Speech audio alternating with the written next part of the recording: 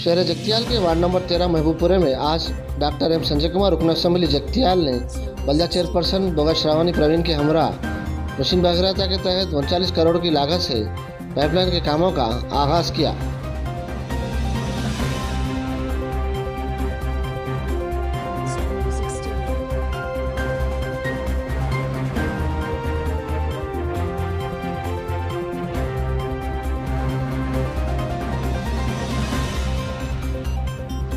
Chairman madam और vice chairman और मेरे साथी काउंसलर सब लोगों को मेरा सलाम। आज पानी की तकलीफ है बोल के एमएलए साहब से जिक्र करने पर वो शहर जगतियाल में सबसे पहले 13 वार्ड मेरे वार्ड में पाइपलाइन इंतजाम दिए, मैं दिल से इनका शुक्रिया अदा करती हूँ। और मेरे वार्ड में बहुत से काम हैं, मेरे वार्ड के कामों की जिम्मेदारी मैं एमएलए साहब पर छोड़ती हूँ।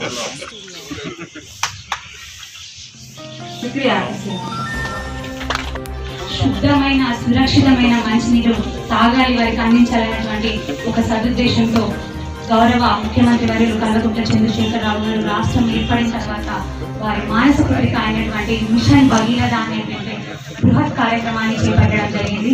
మరి ఆ బృహత్ కార్యక్రమం కొద్ది కారణాల వల్ల మన జగిత్యాల టౌన్ లో కొంత ఆలస్యం అవడం జరిగింది। మరి ఇప్పుడు 39 కోట్ల రూపాయలతో మిషన్ భగీరథ పైప్ లైన్ పనులను గౌరవ శాసనసభ్యులు డాక్టర్ సంజయ్ అన్న గారి చేతుల మీదుగా మనం ఈ రోజు ప్రారంభం చేసుకుంటున్నాము। మరి దీంట్లో ఇందాక మిషన్ భగీరథ అధికారులు చెప్పినట్టుగా సుమారు 86 కిలోమీటర్ల work mission pipeline work మనం చేయవలసి ఉంటుంది, శాంక్షన్ అయింది। అలానే 16,700 ట్యాప్ కనెక్షన్స్ ఇందులో ఇంక్లూడ్ అయి ఉన్నాయి। మరి కొంత ఎక్కువ తక్కువ అయి ఉండొచ్చు, ఎందుకంటే చేస్తున్న క్రమంలో మరి కొంత ఎక్కువైనా కూడా వాటిని కన్సిడర్ చేయవలసిందిగా ఈ సందర్భంగా అధికారులను నేను కోరుతూ, నిజానికి చెప్పాలంటే మిషన్ భగీరథ ప్రారంభమైన తర్వాత 2018 సెప్టెంబర్ నుంచే మన పట్టణంలో చాలా వరకు అంటే చాలా వార్డుల వరకు కూడా మిషన్ భగీరథ మంచినీరు అందుతుంది। కాకపోతే ఈ మిషన్ భగీరథ మంచినీరు అనేది పైప్ లైన్ ద్వారా కాకుండా మన మున్సిపల్ ట్యాప్ కనెక్షన్స్ ఏవైతే ఉన్నాయో దాని ద్వారా అందుతుంది। మిషన్ భగీరథ నీరు వచ్చి మన పట్టణంలో దాదాపు అంతటికీ సప్లై చేసేటువంటి ధర్మ సముద్రం దగ్గర ఉన్న ఫిల్టర్ బెడ్ దగ్గర ఉన్న సంపులో చేరి అక్కడి నుంచి మున్సిపల్ ట్యాప్ కనెక్షన్స్ ఏవైతే ఎక్కడెక్కడైతే డిస్ట్రిబ్యూట్ అయి ఉన్నాయో వాటి ద్వారా మిషన్ భగీరథ మంచినీరు తాగుతున్నారు। మరి 2 సంవత్సరాల ముందు నుంచే మన పట్టణంలో చాలా వరకు కూడా మిషన్ భగీరథ మంచినీరు ఇంటింటికి అందుతుంది। కాకపోతే కొంతవరకు ఎక్కడెక్కడైతే మున్సిపల్ ట్యాప్ కనెక్షన్స్ లేవు, ఎక్కడెక్కడైతే లీకేజెస్ ఉన్నాయో అక్కడ కొంత ప్రాబ్లం వస్తూ వచ్చింది। ఇంతవరకు అంటే మంచినీటి కష్టాలు అక్కడ మాత్రమే ఉన్నాయి। మరి గౌరవ శాసనసభ్యులు ప్రతి ఒక్క విషయం గురించి కూడా మరీ ముఖ్యంగా పట్టణంలోని మౌలిక సదుపాయాల వసతులు ఏవైతే వాటి కల్పన ఏవైతే ఉన్నాయో కూడా ముందుగా పెద్దపీట దానికే వేశారు, దాని మీదనే సమిష్టిగా దృష్టి సారించాలి ముందుగా అవి, ఎందుకంటే ప్రజలకు అవి అత్యవసరమైనవి, అందులో మంచినీరు ఒకటి। మరి దాని గురించే ఈరోజు ఇంతకు ముందు నుంచి కూడా కొద్ది రోజులుగా కూడా మిషన్ భగీరథ అధికారులతో చర్చలు నిర్వహిస్తూ ఉన్నారు। మరి ఈరోజు చాలా సంతోషకరమైన విషయం। మరి ఈ కార్యక్రమంలో నేను ఒక పాడడం నాకు చాలా సంతోషంగా ఉంది। అలాగే గౌరవ కౌన్సిల్ సభ్యులు వివిధ వార్డు కౌన్సిల్ సభ్యులందరినీ కూడా నేను ఈ సందర్భంగా కోరుతున్నాను, ఈ వర్క్ జరుగుతున్నప్పుడు కూడా జాగ్రత్తగా అక్కడ ఉండి మరి ఆ వార్డులో ప్రతి ఇంటింటికి చివరి ఇంటి వరకు కూడా ఈ నల్ల పైప్ లైన్ కనెక్షన్స్ ఏవైతే ఉన్నాయో జాగ్రత్తగా పరిశీలించుకొని అక్కడికి చేరే విధంగా కూడా చూసుకోవాల్సిందిగా గౌరవ వార్డు సభ్యులందరినీ కూడా ఈ సందర్భంగా నేను కోరుతున్నాను। మరియు ప్రతి విషయంలో వారికి కృతజ్ఞతలు తెలియజేస్తున్నాను। అలాగే నాకు ఈ అవకాశం ఇచ్చి నేను ఇక్కడికి ఆహ్వానించినటువంటి మిషన్ భగీరథ అధికారులకు మరియు ఇక్కడ వర్క్ను ఎగ్జిక్యూషన్ చేస్తున్నటువంటి పబ్లిక్ హెల్త్ డిపార్ట్మెంట్ అధికారులకు సిబ్బంది అందరికీ కూడా ఇక్కడికి ఇచ్చేసినటువంటి గౌరవ కౌన్సిల్ సభ్యులు మరి పెద్దలకి మీడియా సోదరులకు కూడా ధన్యవాదాలు తెలియజేస్తున్నాను। జై హింద్, జై తెలంగాణ।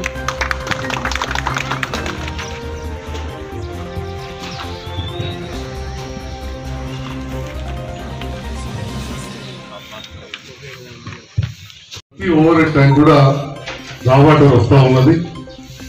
ఇదంతా కూడా మన పోచంపాడు దగ్గర నుంచి వచ్చి మెట్పల్లి నియోజకవర్గంలోని డబ్బా గ్రామంలో పూర్తిగా ఫిల్టర్ అయి అక్కడ నుంచి గ్రావిటీ ద్వారా డైరెక్ట్ గా ఊళ్ళలోకి వస్తూ ఉంది। ముఖ్య చాలా వరకు మిగతా ధర్మపుర వరకులో ఏదైతుందో పులాస అక్కడ ట్యాంక్ ఎక్కి అక్కడ నుంచి వేరే గ్రామాలకు వస్తూ ఉంది। మరి అదేవిధంగా మన జగిత్యాలలోని ధర్మ సముద్రం దగ్గర పంపుకు ప్రతిరోజు 1,20,000 లీటర్ల నీరు సప్లై కాబడతా ఉంది। 1,20,000 లీటర్లు. అంటే మా దగ్గర ఉన్న జనాభాకు ప్రతి వ్యక్తికి ఒక 100 లీటర్లు నీరు మనది పరిశుభ్రమైన గోదావరి నీరు వస్తూ ఉంది. అయితే వస్తున్న క్రమంలో చాలా రోజులు మనందరూ తెలుసు, ధరూర్ క్యాంప్లో ట్యాంకులు అయిన తర్వాత కూడా కనెక్షన్ లేక దాదాపు 8 సంవత్సరాల సంపు కానీ ట్యాంకు కూడా ఐడియల్గా ఉండింది, అంటే నిరుపయోగం ఉండింది. దానికి ప్రత్యేకంగా ధర్మసముద్రం నుంచి అక్కడ యాదవ్ నుండి ఎలకబాగర్ దగ్గర నుంచి పైప్ లైన్ వేసి ఆ ట్యాంకుకు నీళ్ళు ఇప్పటికీ ఎక్కడం జరుగుతుంది. దాని ద్వారా అటు హౌసింగ్ బోర్డు, లింగంపేట, తులసి నగర్, ఆ ప్రాంతం వాణినగర్ ప్రాంతానికి నీటి ఎద్దడి అంటే కష్టాలు తగ్గినాయి. ఇంకా మనకు కొత్త బస్ స్టాండ్ ట్యాంకులకు సరైన నీటి సప్లై లేకపోవడం వల్ల అక్కడ ఇంకో ట్యాంక్ కూడా రావాల్సిన అవసరం ఉన్నందువల్ల ఆ కింది భాగం ఏదైతే ఉందో మన బైపాస్ రోడ్ కానీ గోవిందపల్లి ఏరియా కానీ అవన్నీ కూడా చాలా ఇబ్బందికరంగా ఉన్నాయి. దాంతో పాటుగా శ్రీశైలం ఏరియాలో కూడా ఖచ్చితంగా ఇంకో ట్యాంకు, అదేవిధంగా పైప్ లైన్ అవసరం ఉన్నాయి. 4 రోజులు కిందికి పోతే విజయనగర్ ఏరియాలో కూడా ఇంకో ట్యాంక్ చేసి ఆ ఏరియాకు వస్తుంది. మరి ఇవన్నీ కలిపి ఎస్టిమేట్ చేసి ఒక 80 కిలోమీటర్లు అంటే 80,000 మీటర్లకు పైప్ లైన్ తీసుకురావడం జరిగింది ఈ 30 కోట్ల రూపాయలలో. అయితే పొదల నుంచి కూడా पहले ही हमारा 13 वार्ड का काउंसलर मिस्टर सुल्ताना कमाल भाई बहुत बार पूछ रहे थे, यहाँ के पानी की मसला बहुत है, बीच में थोड़ा पाइप डालना, कनेक्शन होने का जरूरत है। बोलते मैं डी साहब को म्यूनसिपल अधिकारियों को बहुत बार बोले थे, मगर फिर भी वो काम नहीं हुआ। मगर जो अपना केसीआर साहब जो स्कीम लाए के मुताबिक वो 30 करोड़ रुपए से अब ये 80 किलोमीटर का पाइपलाइन सैंक्शन हुआ। वो पहले ये 13 वार्ड से शुरू करना बोल के मैं इंजीनियर को बोल रहे थे। वो लोग यहाँ ये प्रोग्राम अरेंज करे से यहाँ मटेरियल भी लेके आए, आज ही काम शुरू करता हूँ बोले, उसको भी शुक्रिया अदा करता हूँ। అంటే ఒక మన భూమి ఎంతుంటుందో ఆ గుండ్ర దొరికితే 3 సార్లు అవుతుందని చెప్పి మన ముఖ్యమంత్రి గారు సామాన్య ప్రజలకు అర్థమయ్యేటట్టు చెప్తా ఉంటారు. అంటే ఇంత పెద్ద పథకం చేస్తున్నప్పుడు కొన్ని లోటుపాట్లు కూడా జరుగుతూ ఉంటాయి. ఎందుకంటే భారతదేశంలో ఎక్కడ కూడా చేయలేదు. కొన్ని రాష్ట్రాల్లో ఒక ప్రాంతం చేస్తే ఆడ కూడా ఓ సంధికి తీసుకుపోయి విడిచిపెట్టారు. హర్ ఘర్ జరిగేది కొన్ని చోట్ల హరేక్ మొహల్లా పే దియే, హరేక్ గాంవ్ దియే కొన్ని రాష్ట్రాల్లో, అది కూడా ఒక ప్రాంతమే. కానీ ప్రతి విలేజ్ మన తెలంగాణలో ఇప్పటికే దాదాపు వచ్చింది. జగిత్యాల నియోజకవర్గం అయితే అన్ని గ్రామాలకు వచ్చింది, జగిత్యాల పట్టణానికి కూడా వచ్చింది. కానీ ఇక ప్రతి ఇంటికి తీసుకురావాల్సిన అవసరం ఉన్నది.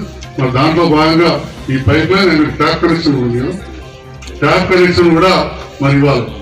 మరి ఇంతకుముందు చైర్మన్ గారు చెప్తూ 16,500 कनेक्शन नहीं सकते, 16,500 मगर यहाँ घर अब एन्यूमरेटेड 24,000 हाउस होल्ड्स అంటే ఒకే ఇంట్లో ఇద్దరు ఉండే వాళ్ళు చూస్తే 38,000 హౌస్ హోల్డ్స్ అంటే ఒకే ఇంట్లో ఇద్దరు అన్నదమ్ములు కానీ తండ్రి కొడుకులు కానీ చూస్తే 38,000.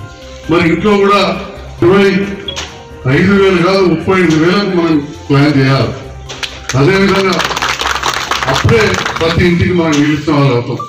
రెండవది ఈ పైప్ లైన్ విషయంలో కూడా మరి స్థానిక ప్రజాప్రతినిధులు కౌన్సిలర్సే కానీ మాజీ కౌన్సిలర్సే కానీ పెద్దలు ఎవరైనా కానీ బాధ్యత అయితే ఉన్నవారు అందరూ కూడా కొంత ఇంటికి సర్వే చేసి దయచేసి తప్పకుండా మరి ఎక్కడెక్కడ పైప్ లైన్ షార్టేజ్ ఉంది, ఏడ నీళ్ళు వస్తలేదు, ఆ విషయాన్ని అధికారులకు తెలియజేయాలి.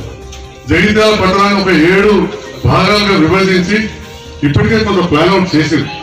ఆ ప్లాన్ దయచేసి చేసుకోకపోతే తర్వాత చాలా కష్టమైంది. కాబట్టి దయచేసి తప్పకుండా ఇవ్వాలి. మరి అధికారులు అదేవిధంగా ఏజెన్సీ మెగా ఇంజనీరింగ్ వాళ్ళు కూడా దీనికి పూర్తిగా సహకరించాల్సిందిగా కూడా నేను కోరుతాను. ఏదో మేము వేసిపోతామంటే కుదరదు.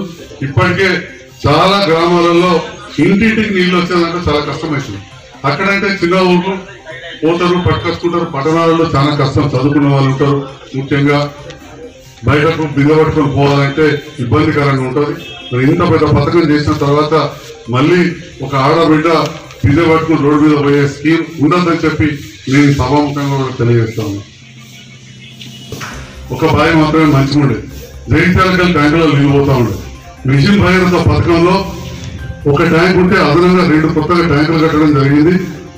కొంత ఏరియా పైప్ లైన్ వేసింది. అక్కడ కూడా మనకు పైప్ లైన్ అవసరం ఉన్నది. కొంత లింకప్ చేస్తే దాదాపు ఒక 1000-2000 మీటర్లు లింకప్ చేస్తే టోటల్ అక్కడ ఉన్న ఇళ్ళకి అన్నింటికి కూడా వచ్చే అవకాశం ఉంది. డి లచ్చిరెడ్డి గారి సరైన కూడా సర్వే చేశారు. అది కూడా చేయాల్సిందిగా కోరుతాను. ఏదైనా చెప్తున్నారో అక్కడ ఏదో 30-40 మంది జీవిస్తున్నారు, 50 కుటుంబాలు ఉన్నాయి. అక్కడ ఇప్పటికీ ఒక 160 ఇండ్లు మళ్ళీ అదనంగా డబుల్ బెడ్రూమ్ కంప్లీట్ అయింది. 360 ఇండ్లు గ్రౌండ్ లెవెల్ కట్టేసి పిల్లలకు లేస్తూ ఉన్నాయి. అంటే ఒక 520 కుటుంబాలు వితిన్ 2-3 నెలలనే 3-4 నెలలనే పోతాయి. అంటే 560 కుటుంబాలు అంటే దాదాపు ఒక 2000 మంది ఉంటారు. మరి ఇప్పుడున్న అక్కడ 40 ఇండ్ల వాళ్ళకే నీళ్లు లేవు. చాలాసార్లు ఫోన్ చేస్తే మనం ఇక్కడ నుంచి జగిత్యాల నుంచి ట్యాంకర్ రూపంలో పంపిస్తున్నాం. మరి ఈ విషయాన్ని నా దృష్టికి వస్తే మిషన్ వారితో మంత్రివర్యులు దయాకర్ రావు గారితో మాట్లాడి కృపాకర్ రెడ్డి ఈఎన్సీ దగ్గర కూర్చొని సి గారిని కూడా తీసుకొచ్చినాం. జగిత్యాల తీసుకొచ్చి వారితో మేము టీఆర్ నగర్ వెళ్ళి ఇమ్మీడియట్ గా ఒక మెయిన్ లైన్ కు బూస్టర్ పంప్ పెట్టేసి ఇవాళ 3 ట్యాంకులు ఎక్కేయడం వల్ల 90% టీఆర్ నగర్ ప్రాబ్లం సాల్వ్ అయింది. 90%. కానీ అర్బన్ హౌసింగ్ కల్లేలో 4000 ఇండ్లు ఏవైతే శాంక్షన్ అయ్యాయో మళ్ళీ ఈ రోజు ఈ వేదిక నుండి చెప్తా ఉన్నా అతి త్వరలోనే ప్రారంభం కాబోతుంది నిర్మాణం అని చెప్పి కూడా తెలియబోతాం. మరి అదొక 4000 ఇండ్లు వస్తే దాదాపు 20,000 మంది జనాభా అక్కడ ఉంటారు. 20,000 జనాభా ఉంటారు.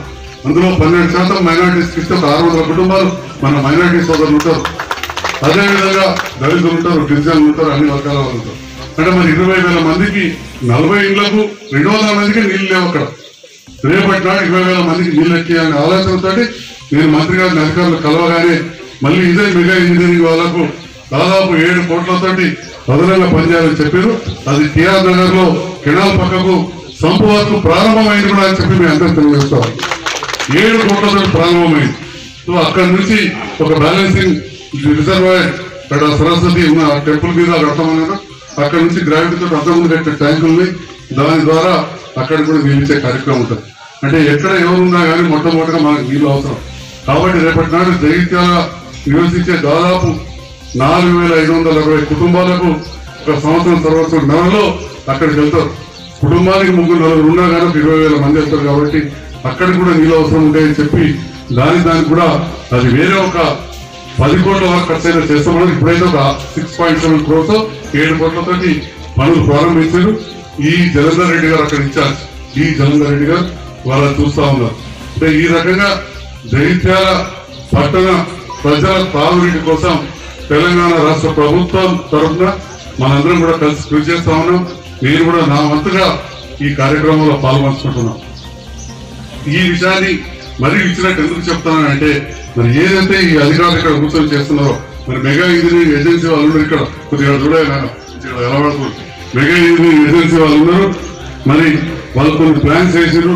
అది మన వాళ్ళు కూడా చూసి తప్పకుండా ఎక్కడెక్కడైతే మళ్ళీ తెలియజేస్తూ ముగింపుగా మరి మెగా ఇంజనీరింగ్ ఏజెన్సీ వాళ్ళు ఇదొక బాధ్యతగా తీసుకొని పెట్టుకోకూడదు. ఓకే ఇస్తే ఇస్తారు కానీ ఇచ్చే ఏజెన్సీ మంచిగా ఇవ్వాలి. రోడ్ తవ్వి ఇడిచిపెట్టిపోతే ఇది జగిత్యాల టౌన్ పల్లెటూళ్ళలో చేసిన కథ ఇక్కడ చేయొద్దు. వెంటనే వేసేసి రోడ్డు మరమ్మతులు చేసే బాధ్యత కూడా మీది చేయించుకోవాల్సిందిగా కూడా నేను కౌన్సిలర్స్ అందరినీ కోరుతూ నాకు అవకాశం